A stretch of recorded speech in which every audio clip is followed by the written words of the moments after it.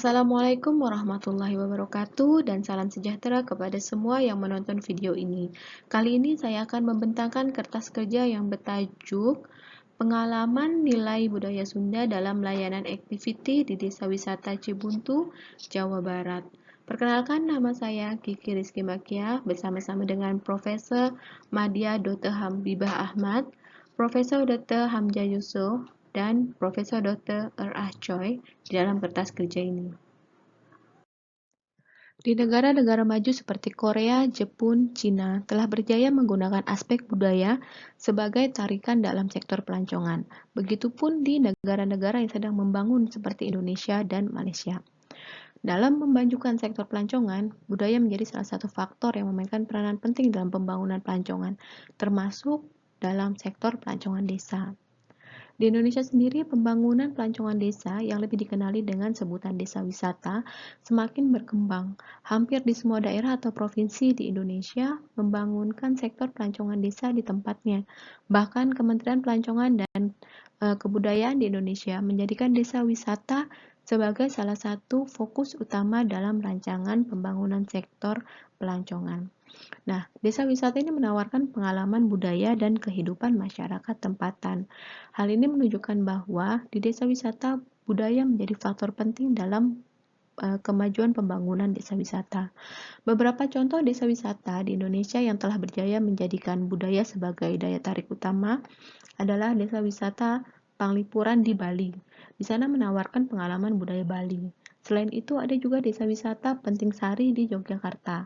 Di sana juga menawarkan pengalaman budaya Jawa, karena di sana tempatnya orang Jawa.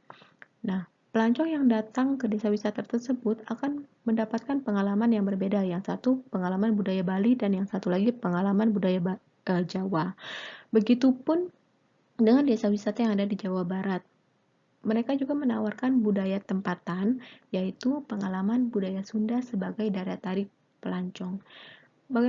Namun begitu, pengalaman yang diperoleh pelancong itu juga berbeda, bergantung dari apa yang dialaminya selama di desa wisata. Dan salah satunya adalah dipengaruhi oleh proses interaksi pelancong bersama tuan rumah. Dalam menyediakan layanan aktiviti di desa wisata, tuan rumah memiliki banyak ruang untuk berinteraksi bersama pelancong dengan lebih kerap.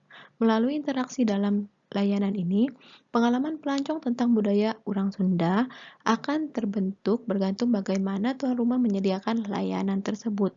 Berdasarkan kepentingan tersebut, maka kertas kerja ini memiliki objektif untuk menganalisis pengalaman nilai budaya Sunda dalam layanan desa wisata. Kertas kerja ini memiliki 3 konsep asas. Yang pertama, desa wisata, kedua, nilai budaya, dan tentang orang Sunda.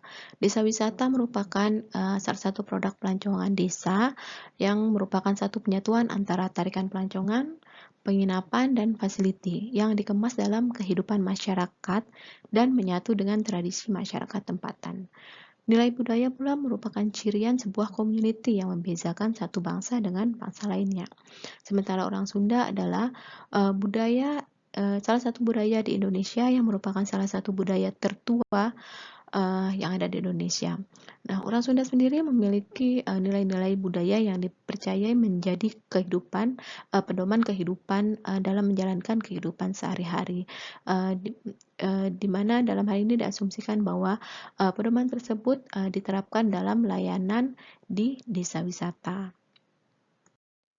Beberapa sarjana sebelumnya telah mengkaji tentang desa wisata, nilai budaya, dan orang Sunda. Didapati bahwa desa wisata dapat memberikan pengalaman budaya tempatan, sekaligus dapat terjadi pertukaran budaya antara tuan rumah dan pelancong dalam interaksi tersebut. Sementara nilai budaya yang dipercaya sebagai bentuk kepercayaan yang diterapkan dalam sektor pelancongan dapat menjana pelancongan yang berkelanjutan dan maju. Kajian tentang orang Sunda sendiri menunjukkan bahwa mereka dikenali memiliki nilai-nilai yang baik yang diterapkan dalam kehidupan sehari-hari. Dari beberapa nilai-nilai budaya orang Sunda, kertas kerja ini memfokuskan pada 5 nilai budaya orang Sunda yang dipercayai sebagai karakteristik dan cerminan orang Sunda dalam bersikap. Hal ini karena akan berpengaruh ketika tuan rumah sebagai orang Sunda berinteraksi dengan pelancong. Yang pertama adalah cager. Cager diartikan sebagai orang yang sehat. Hal ini mencerminkan bahwa orang Sunda mempunyai fisik yang sehat, lahir dan batin, jasmani dan rohani, serta sehat dalam berinteraksi sosial atau dapat bersosial dengan orang lain. Yang kedua, bager. Bager diartikan sebagai baik. Hal ini menunjukkan bahwa orang Sunda memiliki moral yang baik, baik hati, taat kepada hukum dan agama, dan hukum adat. Yang ketiga adalah sifat benar. Benar ini artinya benar, yang mencerminkan orang Sunda ini harus bersifat jujur, beriman, adil, serta mempunyai visi dan misi yang lurus dalam hidupnya. Yang keempat adalah singer.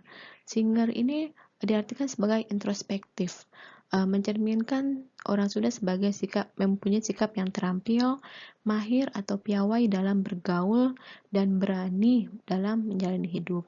Yang kelima adalah pintar. Orang Sunda diharapkan dapat mencerminkan sikap yang mampu mengatasi masalah dan tantangan hidup, mempunyai sikap proaktif dan beretos kerja tinggi, serta memiliki prestasi. Nilai-nilai ini yang diasumsikan sebagai host orang Sunda kemudian diterapkan dalam interaksi bersama pelancong dalam layanan activity di Desa Wisata Cibuntu. Oke, berikut ini adalah kawasan kajian, yaitu Desa Wisata Cibuntu yang berada di Jawa Barat. Ini ada di salah satu lokasi di daerah Kuningan, Jawa Barat. Ini merupakan beberapa activity di Desa Wisata Cibuntu. Jadi gambar yang pertama ada gambar upacara adat yang disebut upacara lengser. Upacara ini merupakan upacara adat khas Sunda yang biasanya dilakukan untuk menyambut para tetamu. Di desa wisata ini, upacara adat lengser ini dilakukan untuk menyambut kedatangan pelancong. Ini juga jadi salah satu cara untuk memperkenalkan budaya Sunda. Gambar yang kedua merupakan pemandangan di Desa Wisata Cibuntu. Desa Wisata Cibuntu seperti pada gambar itu masih terjaga kebersihannya, sehingga ketika kita berada di Desa Wisata Cibuntu itu suasana pedesaan masih sangat terasa. Kemudian yang ketiga itu ada activity turun ke sawah. Itu salah satu activity yang ditawarkan di Desa Wisata Cibuntu karena majority tuan rumah di Desa Wisata Cibuntu adalah petani. Kemudian gambar yang keempat itu ada satu activity yang dinamakan mencari sinyal. Hal ini karena di Desa Wisata Cibuntu, ketika kita berada di Desa Wisata Cibuntu akan mengalami sedikit masalah dengan line telepon. Tetapi dari kekurangan tersebut, tuan rumah di Desa Wisata Cibuntu menjadikan itu menjadi satu activity khas di Desa Wisata Cibuntu. Kemudian ada gambar keempat itu situasi ketika di Desa Wisata Cibuntu ada yang namanya sedekah bumi. Itu upacara yang biasanya dilakukan setiap bulan 10 atau bulan Oktober. Kemudian ada dua gambar terakhir yang paling bawah itu ada yang dinamakan kampung kambing. Ini juga menjadi salah satu keunikan di Desa Wisata Cibuntu karena kambing yang diternak oleh penduduk di Desa Wisata Cibuntu itu diasingkan dari tempat tinggal, sehingga persekitaran tempat tinggal penduduk Desa Wisata Cibuntu itu terjaga kebersihannya, jadi tidak tercemar oleh kotoran ternak dan lain-lain. Oleh sebab itu di Desa Wisata Cibuntu masih terjaga kebersihannya, itu menjadi salah satunya. Seterusnya metodologi. Kaidah pengumpulan data yang dilakukan melalui dua cara. Satu, data sekunder dan data primer. Data sekunder diperoleh melalui jurnal, buku, dan data-data laman sesawang. Sementara data primer diperoleh melalui edaran soal selidik, soalan terbuka, dan pengamatan langsung. Kemudian teknik persempelan dilakukan adalah teknik persempelan bertujuan, dan jumlah sampel yang terlibat dalam kertas kerja ini adalah 350 responden pelancong. Kemudian kaidah analisis data Menggunakan analisis deskriptif frekuensi untuk melihat tahap pengalaman pelancong terhadap penerapan nilai budaya Sunda dalam layanan aktiviti di Desa Wisata Cibuntu. Ini merupakan rangka bentuk kajian. Ini ada 5 nilai budaya Sunda yang tadi telah diterangkan dan diterapkan dalam layanan aktiviti Desa Wisata, kemudian pengalaman apa yang paling dirasakan oleh pelancong. Oke, seterusnya ini adalah bentuk-bentuk layanan activity yang mencerminkan kelima nilai budaya orang Sunda dalam layanan activity. Contohnya nilai cager. Jadi bagaimana pengalaman pelancong tentang penglibatan tuan rumah dalam setiap aktiviti di desa wisata, atau bagaimana pengalaman pelancong tentang tuan rumah mengenalkan alam semula jadi, bagaimana tuan rumah menunjukkan emosi yang positif selama aktiviti, dan bagaimana pelancong mengalami keseronokan dalam berbagai aktiviti yang diberikan oleh tuan rumah. Dan ini merupakan item-item yang mencerminkan nilai-nilai tersebut. Pengalaman pelancong terkait dengan nilai-nilai budaya orang Sunda dalam layanan aktiviti dianalisis pada 2 peringkat, yaitu peringkat individu dan peringkat community. Peringkat individu adalah bagaimana pengalaman pelancong semasa berinteraksi dengan tuan rumah secara individu. Sementara peringkat community adalah bagaimana pengalaman pelancong semasa berinteraksi dengan tuan rumah semasa aktiviti berkumpulan. Oke, karena aktiviti ini kebanyakannya dilakukan secara berkumpulan, namun interaksi secara individu dengan tuan rumah juga kerap, misalnya pengalaman pelancong tentang bagaimana respon tuan rumah semasa pelancong meminta bantuan, atau semasa mereka perlu penjelasan lebih detail tentang aktiviti yang dilakukan dan lain sebagainya. Jadi bagaimana pengalaman pelancong pada kedua peringkat tersebut, adakah perbedaan atau sama? Nah, hasil analisis menunjukkan bahwa kebanyakannya tahap pengalaman yang diperoleh pelancong adalah pada tahap yang tinggi, ya, hanya beberapa poin saja yang menunjukkan tahap sederhana. Hal ini menunjukkan bahwa pelancong berjaya mendapatkan pengalaman 5 nilai tersebut dalam layanan activity yang dirasakan dalam berbagai bentuk layanan activity yang diberikan oleh tuan rumah.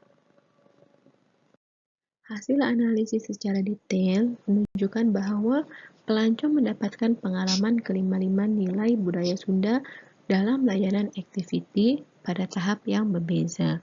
Namun secara keseluruhan, pengalaman nilai Singer adalah yang paling dirasai oleh pelancong. Pengalaman ini diperoleh pelancong melalui sikap tuan rumah semasa memperkenalkan budaya Sunda kepada pelancong, seperti ketika aktiviti dialog budaya, persembahan tarian khas Sunda, dan semasa aktiviti mengajar alat musik angklung. Selain itu, kemampuan tuan rumah dalam menjelaskan tentang aktiviti yang dijalankan, kemampuan bekerja sama dan mengawal aktiviti juga menunjukkan pengalaman nilai Singer bagi pelancong.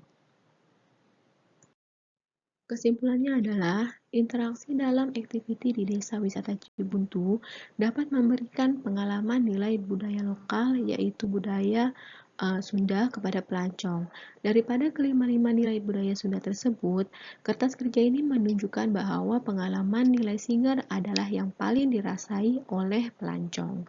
Pengalaman nilai ini diperoleh pelancong melalui kemampuan tuan rumah menempatkan dirinya sesuai dengan posisinya, sehingga selama aktiviti berlangsung, pelancong tidak merasa privasi mereka terganggu, tetapi tetap mendapatkan layanan aktiviti yang baik.